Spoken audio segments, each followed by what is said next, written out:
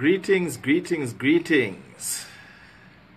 It's the 4th edition of the run-up to the exhibition, Creativism, the Politics of Art,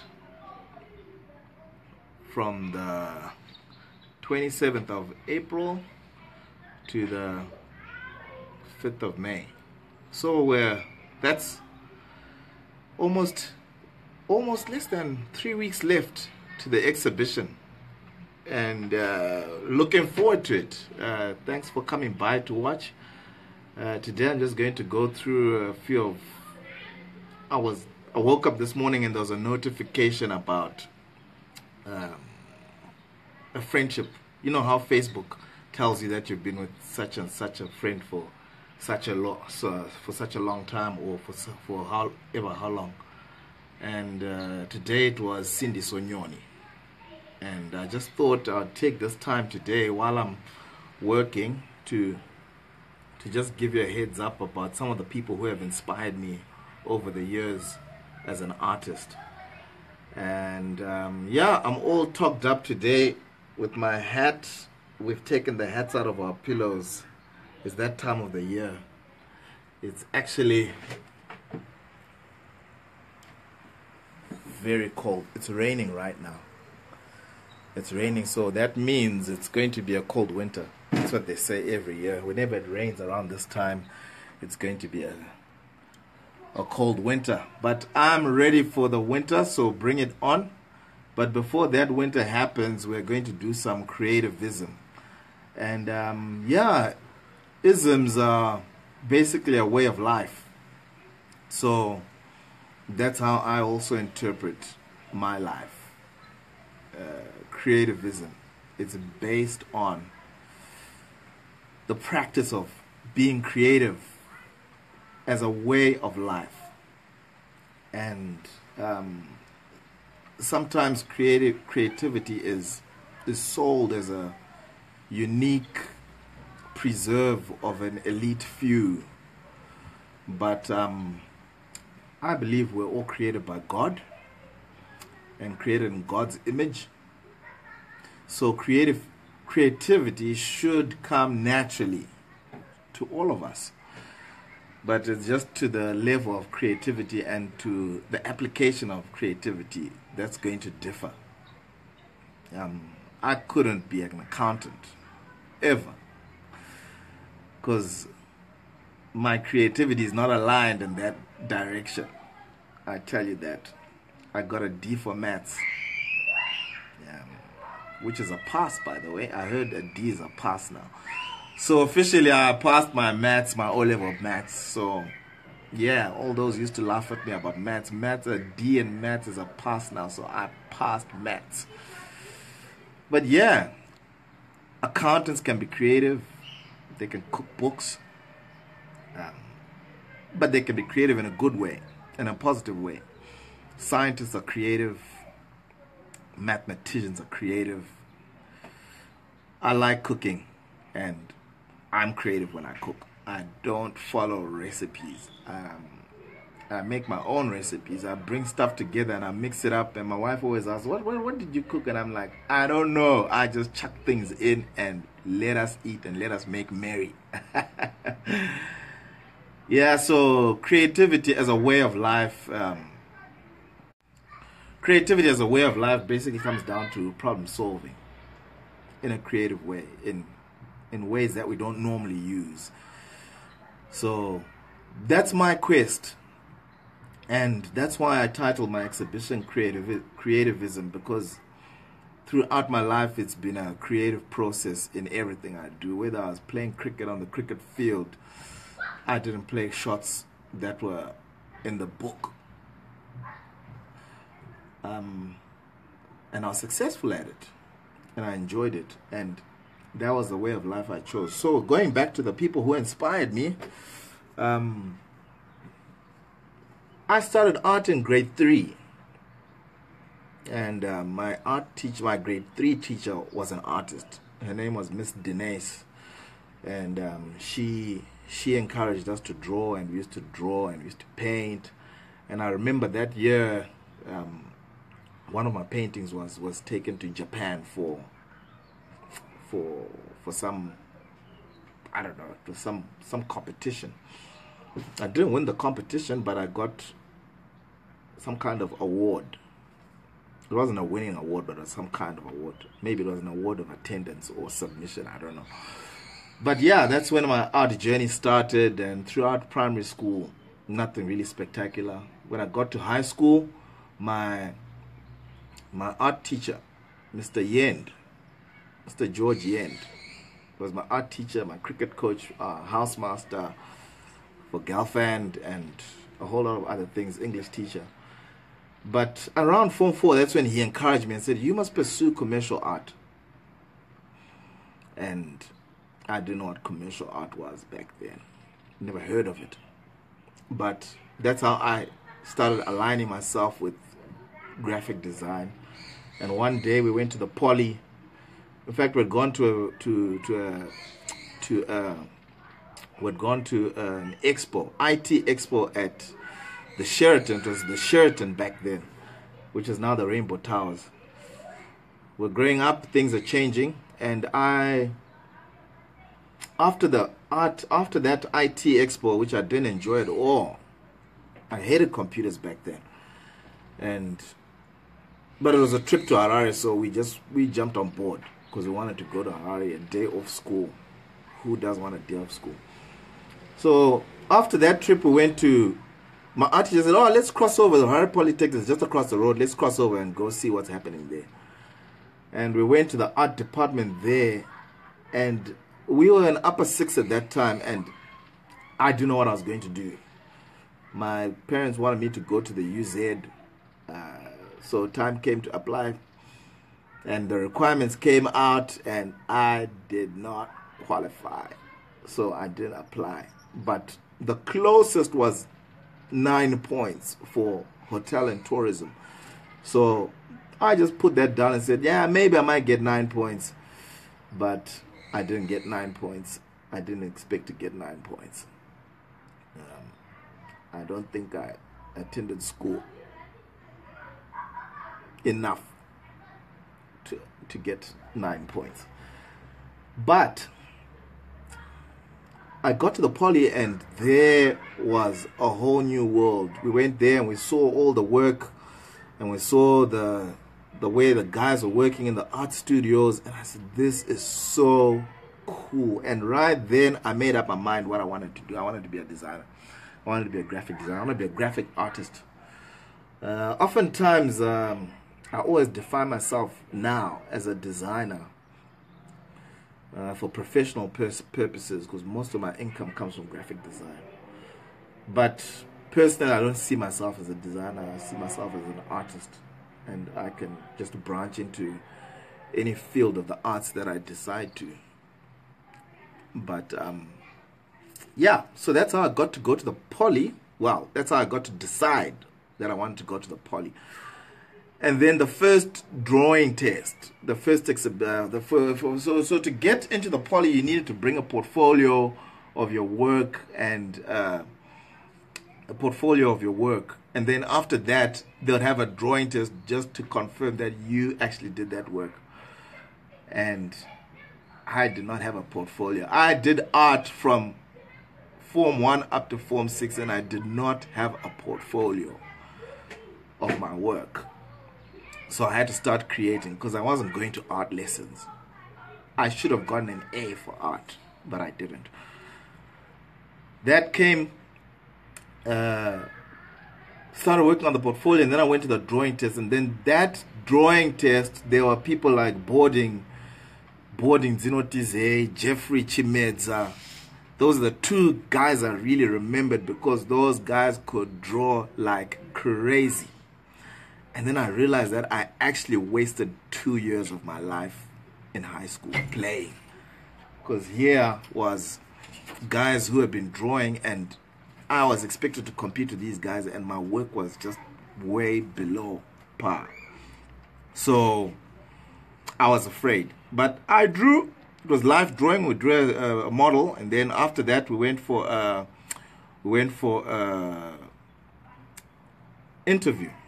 And then we had the interview, and sometime after A-level, the letter came to say that I'd been accepted at the Polytechnic. So that was a big relief for me, because if I had failed that drawing test, I was going to have to sit and rewrite my maths and get a D or get a C. But gratefully, I got through and I made it to the Polytechnic. I was there for 3 years. And while I was there, I was inspired by people like Jane Shepherd.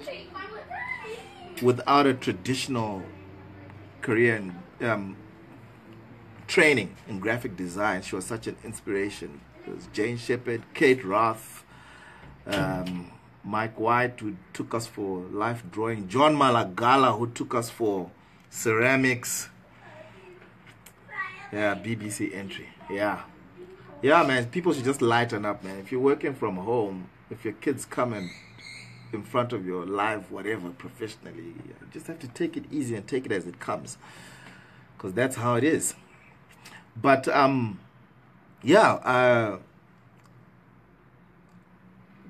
Jane Shepherd, she was such an inspiration for me. I remember my first job that I did as a designer, as a freelance designer. I was in second year, and there was some company that needed a whole lot of packaging and stuff. So I sat with Jane for about 30 minutes, and she helped me on how to cost.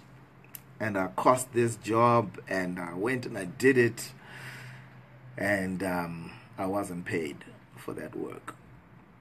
I'm not calling out any names, but I wasn't paid for that work, and that was my first introduction to how to not get paid after doing a whole lot of work.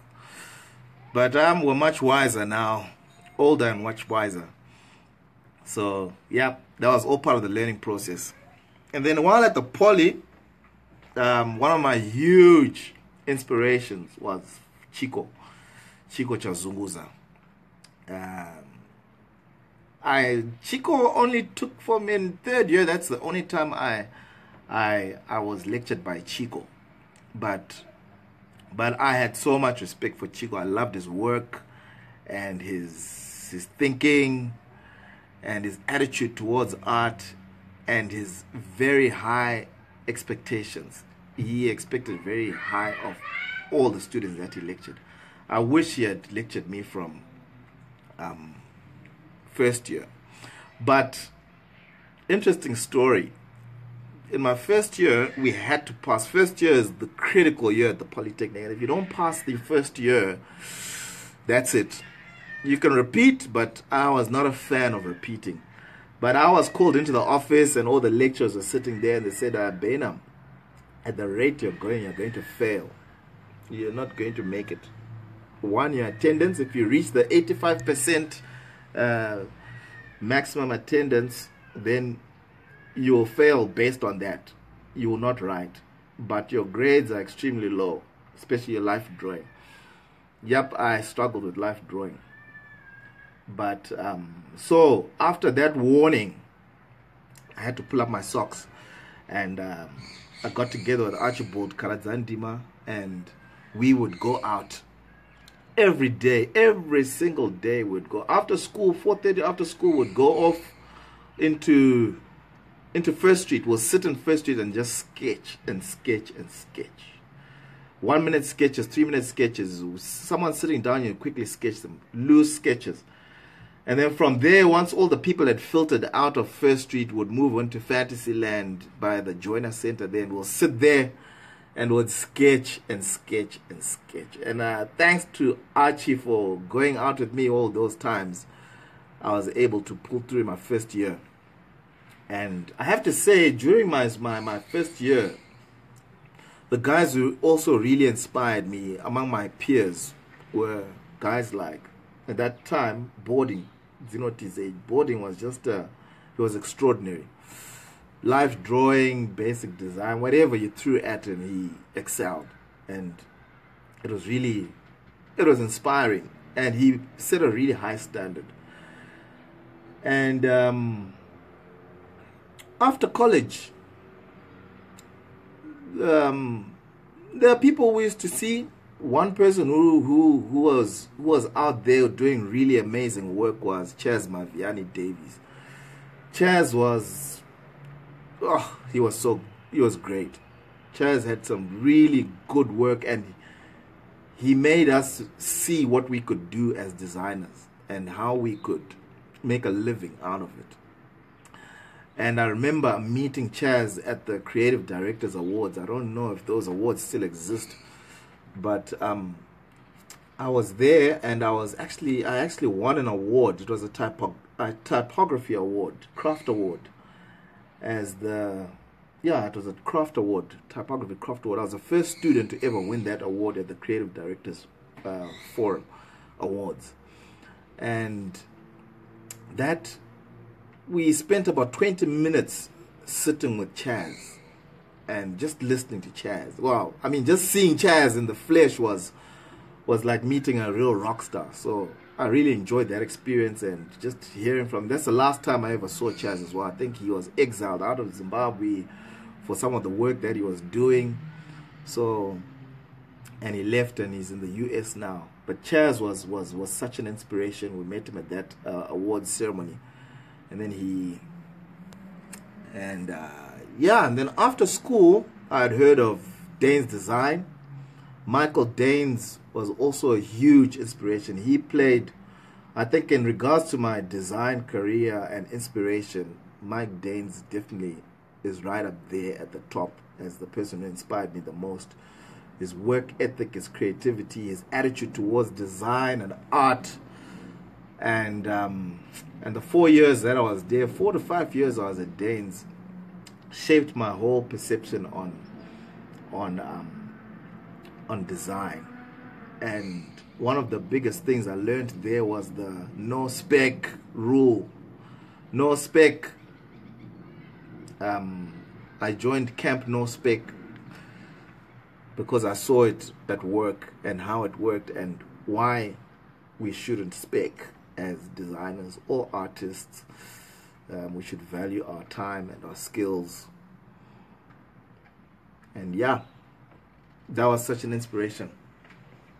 And while at work, one of my peers who I went to college with, Walter Murray, we were danced together, and he was such an inspiration as well. Even for the whole time that we're there, and after, sitting and talking to Walter was always enlightening. He was so sharp and so ahead. I mean, Walter had computers and stuff while we're still in college, just from hustling and work. And that was such an inspiration. And he started freelancing at a very early time, straight after college. Just after college, he was freelancing. And he came here to South Africa first, and then I came later. Would sit on Skype for 2 hours just talking about design and art. And funny enough, around 2007, I think it was me, Robert Machida, and Walter, we sat and argued about Sindiso Nyoni's work. For almost 2 hours we're at it, discussing about the work. I won't tell you what we didn't agree on and what we agreed on, but I was on Sindiso's side, saying that his work was really tight, and he had a different opinion. But I'm glad to have seen Sindiso rise to where he is now. But we came back from way back. I don't even know where he was. I probably still in college at that time. I'm not quite sure. Probably wasn't even 2007. Probably 2010 around. I can't even remember. The years seem to be going by quite fast. Yeah, so there was Walter Murray, and I don't like making lists. I don't know why I started this list, because I might just miss out someone and it might offend other people, but it doesn't change the fact that there are lots of people I respect and who have inspired me. One person who also inspired me very much was Saki Mafundikwa. Saki is just a trailblazer, and I totally respect what Saki has done with Ziva, which is, for me, which is way more than just employing designers as artists, but actually nurturing and educating new designers and putting through a batch of new designers every year, I think that is something worthy of praise. And his book on typography, that also, I'm a type fan, and that was really inspiring. Call from Zimbabwe. Sorry, can't take that at the moment, but yeah, Saki's been such an inspiration. I had the honor to lecture at Zio for almost 2 years. It was a great time. I didn't want to leave, but I had to leave. But such an inspiration working with Saki, seeing Saki go about his thing and following him throughout his whole international foray. It's inspiring. Inspiring. And I have to say, most of my inspiration comes from people who are coming from my space, because it gives me something to look at and say, you know what, I'm coming from the exact same place and I can do exactly what these guys are doing. So these guys were also an inspiration for me, and I continue being in touch with as many as I can for the inspiration.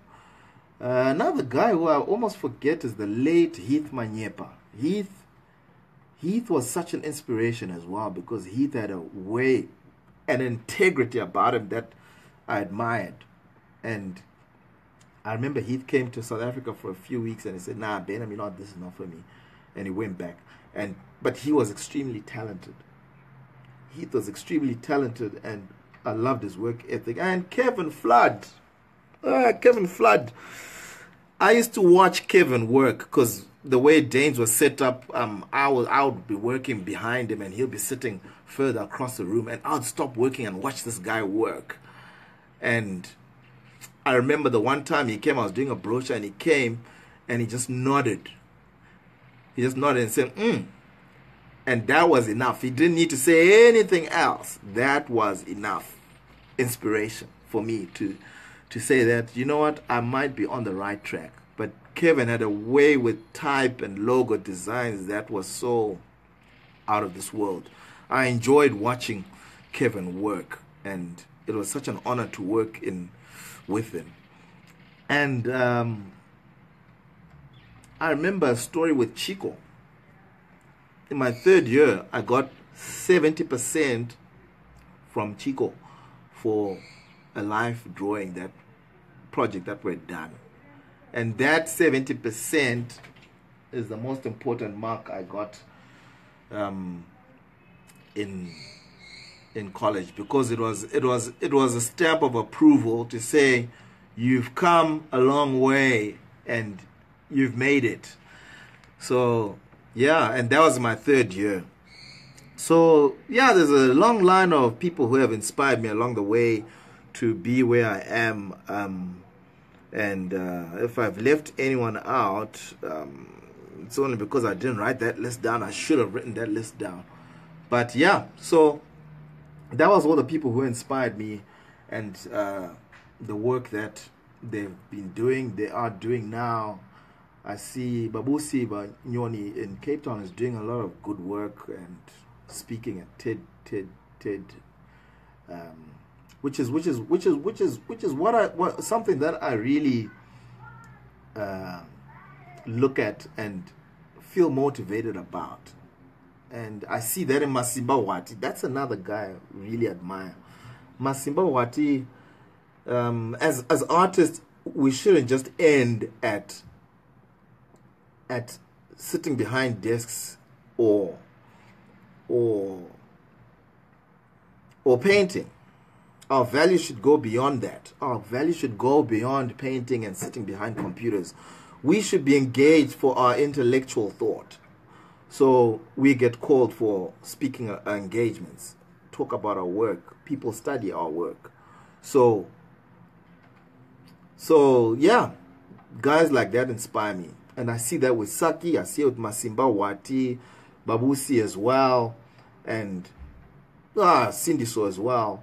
And these are all things that we need to aspire to. Because you know what, I look at now and I can see that there are a lot of creative people who are more creative than I am better designers than I am, and it can't just end at being craftsmen, but we should strive towards getting more out of our intellect, our creative intellect, that is. Yeah, so that's it about the people who have inspired me. And you can see I'm all tucked up with my apron because I was printing just now, and I'm going to print a bit as I go towards the end of this video. It's going to be a pretty long one today because we're almost at the dying stages of the run up to the exhibition. Yeah, so inspiration, people I've worked with. I enjoyed lecturing at the Poly, and all the students I enjoyed at the Poly and at Ziwa. And it's so sad when we see these, especially the Poly, an institution such as the Poly, going down and not producing. Well, I can't say not producing, but the standard has really fallen. I got into trouble, sort of, after I wrote an article about the condition and state of the Harare Polytechnic. And it was an honest, sadly honest piece, because I was there. I went there and I spent 2 hours there talking to people, lecturers, students, and I wrote an article and almost got into trouble, but I provided solutions, but they were not accepted. So it was not just a rant. We actually wanted to help out the Poly. But yeah, that's sad. So anyway, let me get down to some printing while we talk some more. I need to be dashing out. I just need to print about two prints, and then I need to dash out for a Bible study on Thursday. We are studying the book of Ephesians, so I will be going there soon. Yeah, because I'm one who believes that creativity, well, God created the world. And we can discuss that in the comments later if you don't agree. As an artist, I find it so difficult. And for any other creative, I find it very difficult to accept that nothing comes from nothing. And I would love creatives who don't believe in creation to apply that same principle. This is something that also sometimes comes from people expecting something from nothing or for nothing. I think it's the same principle. If you don't value my work, if you think I pull rabbits out of hats, then if you feel that I pull rabbits out of hats, then if it's magic, then almost, why should we pay for it? Yeah, why should we pay for it? Because it's just coming from nothing. Hold on. Yeah, so, yeah, I'm one who believes in creation because I'm a creative. I've seen, based on the creative process, it's very difficult for me to accept that something came from nothing. So, comments, if you don't agree, comments and let me know what you think. I've got here a piece that I'm working on. So I stick my work up there, what I'm working on, one of the pieces. The other piece I'm printing now is not up there, but I place it up there so that I keep in mind exactly what I'm working on. And just a reminder, because I'll be working in reverse. So that is not a selfie stick. That is sticky stuff. Here they call it press stick. We call it sticky stuff. It makes more sense to call it sticky stuff because it sticks stuff. And I've just stuck my phone onto the wall. Yeah, so Let me pull out a print while we discuss. Edridge, how are you doing, my bro? Rutendo, what's up? I hope to see you guys at the exhibition. Yeah, and then looking at the politics of art, I know I haven't talked about the politics of art throughout my previous videos, but it's basically just a discussion. It's really just a discussion. That looks squonky. There we go. It's really just a discussion about the different dynamics that artists find themselves in regards to their craft. I'll call it a craft. Some people seem to think that craft and art shouldn't go together, or that's also an aspect of politics of art. Artists say that craftsmen are not real artists, and so forth and so on. But yeah,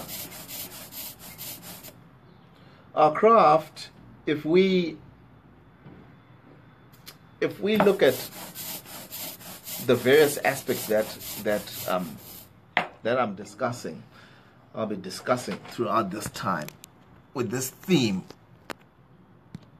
is all the things that affect artists and how artists are perceived in society, how artists are expected to speak up, what are they supposed to say, how are they supposed to say it, where is it going too far, what is the line, who can cross the line, should artists get paid, do they get paid enough, do they get paid too much, who values art, how is art valued, who decides who's the hot artist at the time, who decides what work is cutting edge, or what work is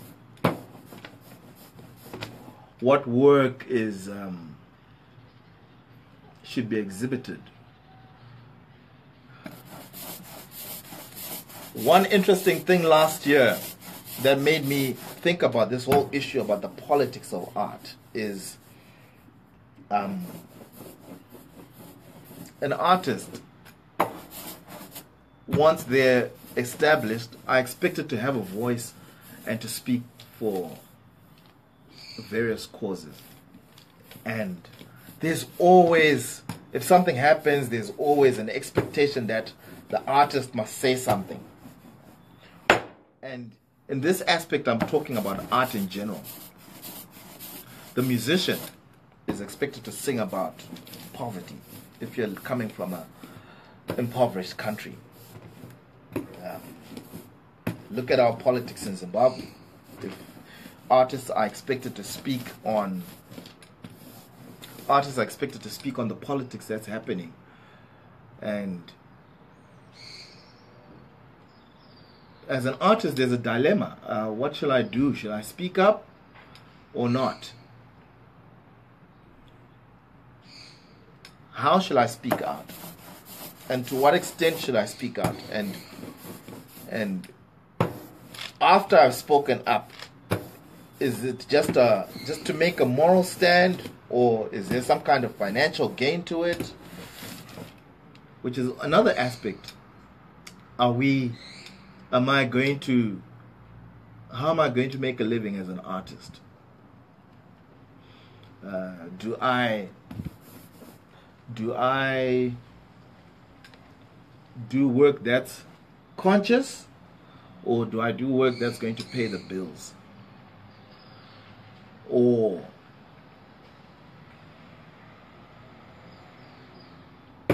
yeah, just thinking about all these aspects make up the politics of art, the politics that surround the artist, decisions that he has to make, and those politics are not just, they don't just belong to the artist, they affect all those people around the artist.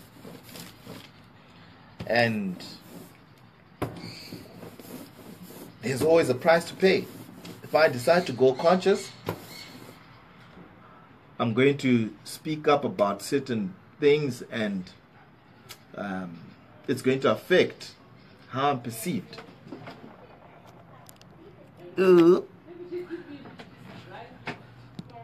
It's going to affect the value of my work. If I speak about certain topics, then I'm going to be perceived in a certain way and say, oh, this artist is cutting edge because he tackles these topics. And sometimes it's not even about the work, but the position that you take that will make you either successful or not successful as an artist. So we're looking at all these aspects that affect an artist, that affect creativity as well. So the politics of art, you've got an artist who is striving towards being creative in any solution that he wants to provide, but at the same time he has to weigh all these various dynamics. I need to make money, I need to be heard, the society expects me to say something, and an artist has to grapple with all these things. And this is what this exhibition is basically talking about, these struggles that as artists we face, where we're constantly dealing with the politics that surround the art. So that's just a basic, off the top of my head, about the politics of art. But make sure to come through to the exhibition so you can see this idea play out and be part of it, and join in that in the discussion around the politics of art. Let me grab some. So this is what I was rolling just now.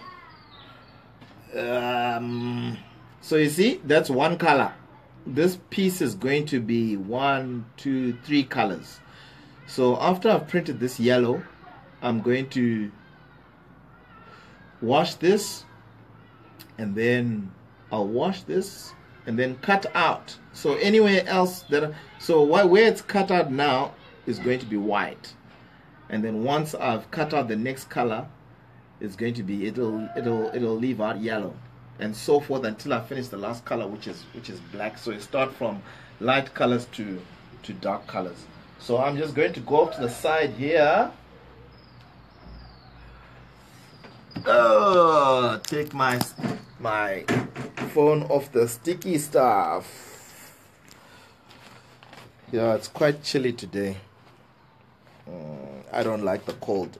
I'm a sun person. I love the sun. I don't worship the sun, but I love it. Righty. Put some paper.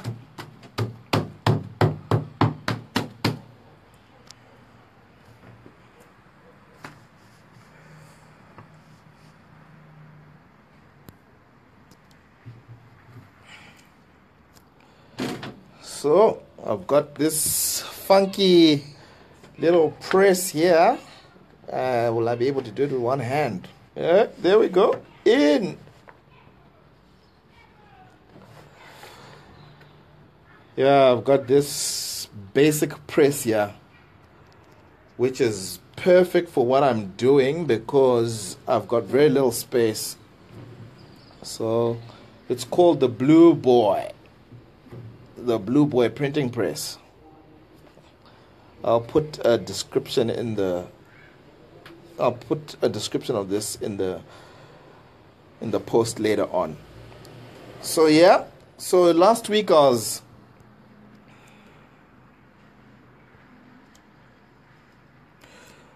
I demonstrated hand printing, and now I'm just doing using this very basic press.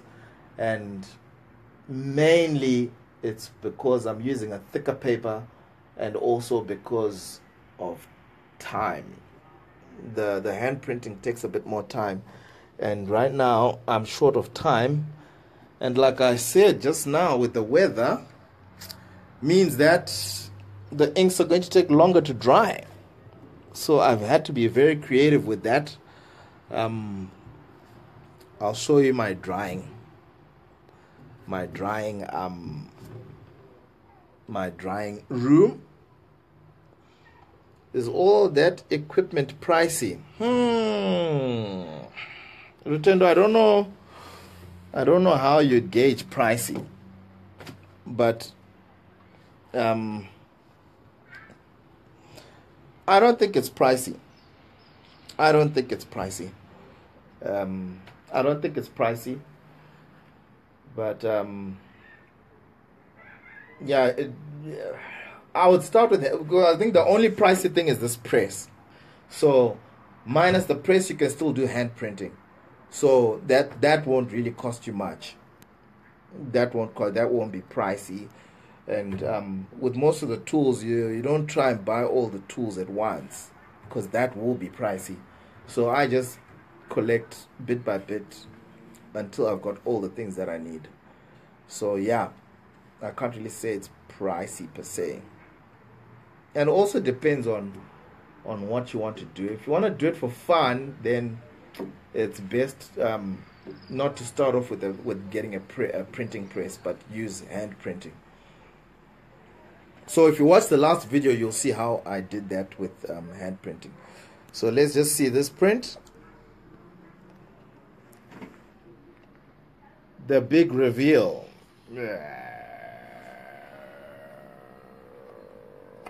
Wow.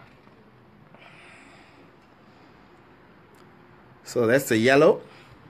And then after the yellow, we're going to print the red. And then after the red, we're going to print the black.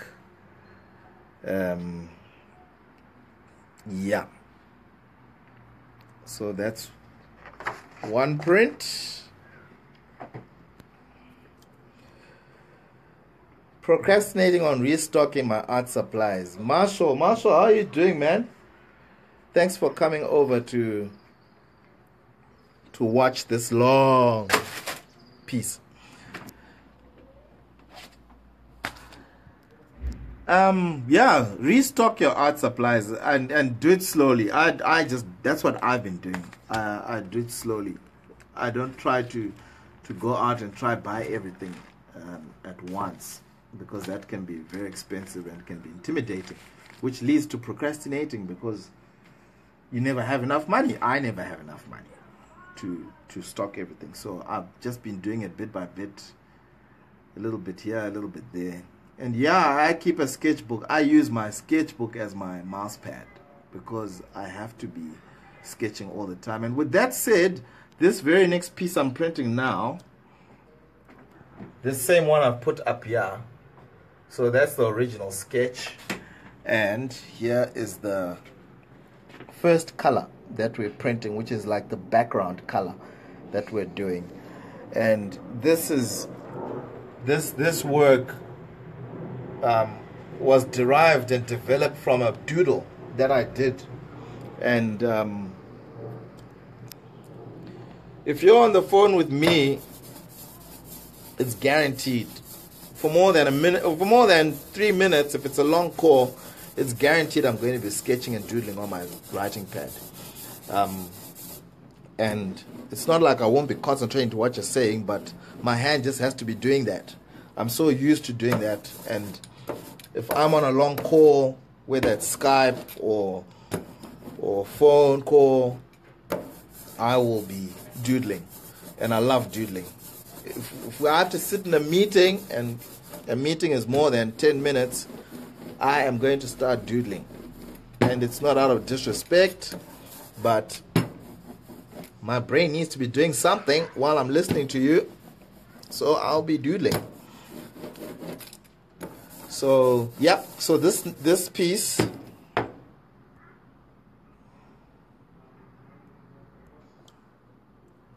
is based on doodles that I've done while on the phone somewhere. Right now I'm just rolling very loosely, because these are just test prints that I'll use to check colors and to check for registration. So I don't have to be pedantic about ink getting over the edges and stuff. But applying ink, and you might have seen that green bottle there. That is stuff I got from Dr. Bruce Banner for times when I'm really, really tired. I grab that stuff and I guzzle just a bit, and then I transform into the Hulk and I print like crazy the whole night. Printing.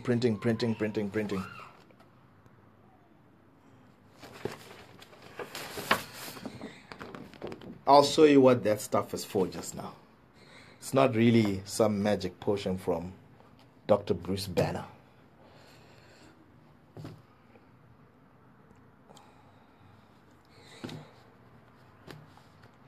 Okay, so now normally once I've printed, I go inside and I hang the work, but I'll put it here for now. And then I'll go through just after this so I can show you where I'm hanging the work. I've basically transformed this my whole flat into a drying rack.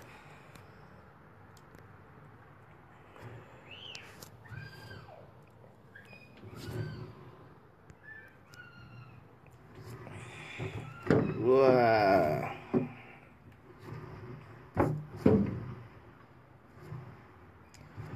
So Marshall, I hope to see you at the exhibition, man.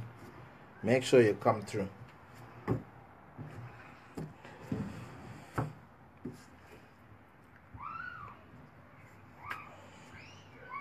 I think one of we're actually thinking about, in regards to politics of art as well, another aspect of it is how artists are perceived in our country.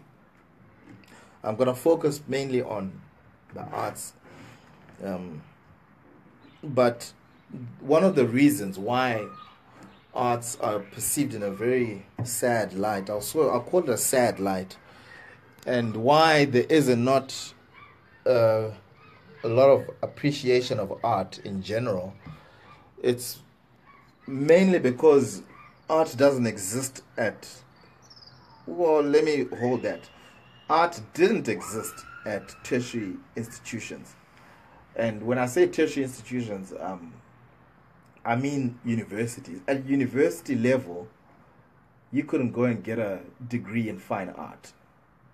You couldn't go and get a degree in graphic design or B.Tech in graphic design. So that is the background that we all grew up in. So if you were painting, like when I was at the Poly, I was staying with my cousin, they'll say, you just guys go the whole day and you paint. And it was said in such a sarcastic way that how can you actually go to a tertiary institution and paint? And I was fortunate enough that my father, though he didn't understand what I was going to do, he supported me. And each term I'd come back and educate him about what graphic design is. And by the time I was in second year, he knew what I was going to do and what the opportunities were. So, but not everybody has that opportunity. A lot of people I know, a lot of friends I know, were gifted artists, but they couldn't pursue art because they had to go and do a business degree. They had to go and do accounting, and some of them are stuck in careers that they're not so happy with, but making a lot of money. But yeah, sometimes money can only take you so far, especially if I have to do this 24/7. I want to be enjoying what I'm doing. Yeah.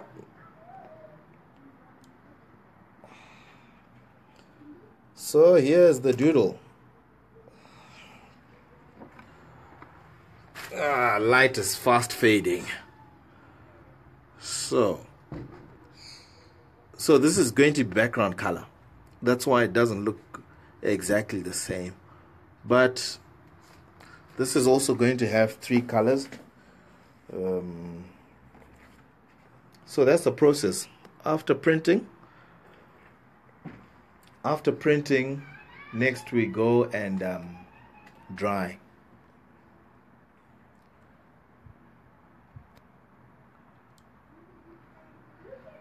Yeah, it's sad, Rutendo, because the majority of our parents didn't, and to a certain extent, I don't blame them. You see, because nobody else was doing had a career in art, and nobody had a career in art, and it seemed like something losers would do, or when you don't have anything else to do, then you resort to art. So it was always looked at in a negative light, because you couldn't say, well, you'd say, okay, I want to do art, and they say, where are you going to do it? And then you look at the prospectus at University of Zimbabwe, and art doesn't exist. I can't be exactly sure about the details now, whether art exists there or not, but I'm convinced that there are no degrees. So Biggie Sangwanda, I'm appealing to you, my big bro, that we need to do something about that in our institutions, because that's what will also help in the appreciation of art and the arts in general, because the arts play such a pivotal role. Another reason why we seem to lack identity in Zimbabwe, because we don't appreciate the arts, so they're not given. We don't use them to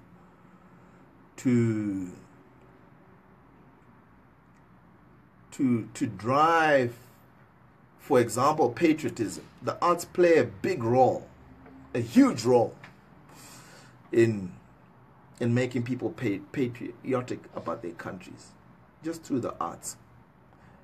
But we don't seem to have a national strategy on how to use the arts to enhance the country. Not just the country, but the country's image, and how we are perceived by others, how we perceive ourselves.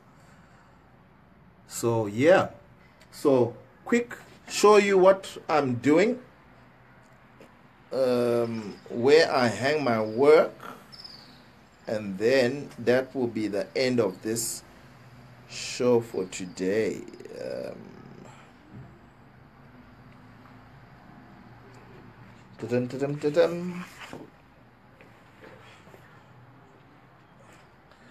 So I think at least in schools, art exists in schools, but as soon as you leave school, then that's the end of it. Chinhoyi University of Technology now has a relatively strong art program, quite influential from what I hear. You're absolutely right, Marshall. From what I've also heard, Chinhoyi is doing good things, doing really, really, really cool things, and yeah, I'm glad to hear that. I know Biggie. That's why I appealed to Biggie, because I know that Biggie was basically running the show there when he was there, and he was making things happen. And thanks to him, we're also able to get access to the university at a time. But I think that's also a good thing, that we should all also contribute in making these institutions, in working with these institutions in various ways. So can you close that door? So let me just show you quickly my drying area, where all the work is drying. Come this side.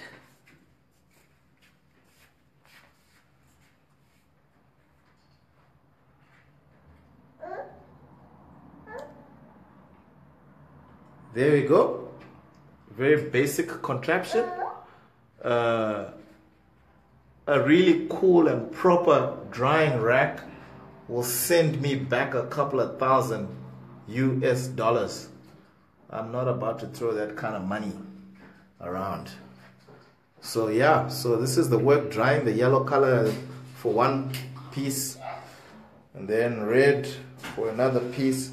So I'm working on the work simultaneously or simultaneously, whichever one you rocks your boat. Potato, potato, potato, potato.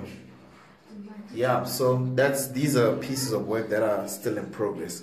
And so once I print it, I bring it here and I clip it onto the bulldog clip there, and then I'll be done. You don't know, shout out Raymond.